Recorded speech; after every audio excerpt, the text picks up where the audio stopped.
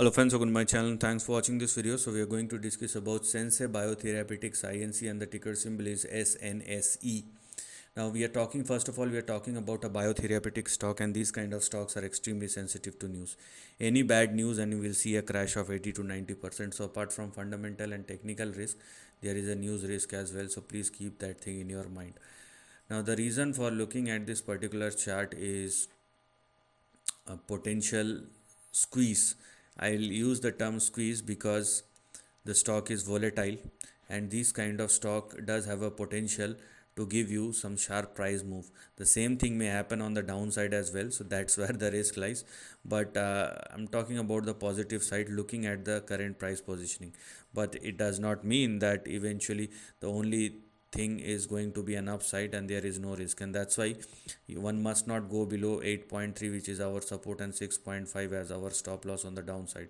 So please do not go below these two levels, otherwise the downside may resume once again. That's number one. Number two, for SNSE, because the stock is trading both above 6.5 and 8.3, that's where the range which is currently active is this highlighted section. So focus within this range only, because this is what is active for the time being. If you want to go beyond 17.7, 17.8 or more, then that requires further breakout. If it happens, if let's say SNSE started trading and sustaining above 17.8 or more, then we have our next big move towards 40 and 49 or 50. But that is it for the time being, because beyond 50 it will be a new range which will open up and we require confirmation, which means we definitely want a breakout above 50 and stock must hold at above that. So right now you have only this part which is active, and after 17 or 18 the stock may expand or extend up to 40 and 50. Technically you should not think about 50, because after 50 this entire range will become active. Okay, so after 50 there it will be a 10 times move which will become active, because the next two big targets will be 250 and $500.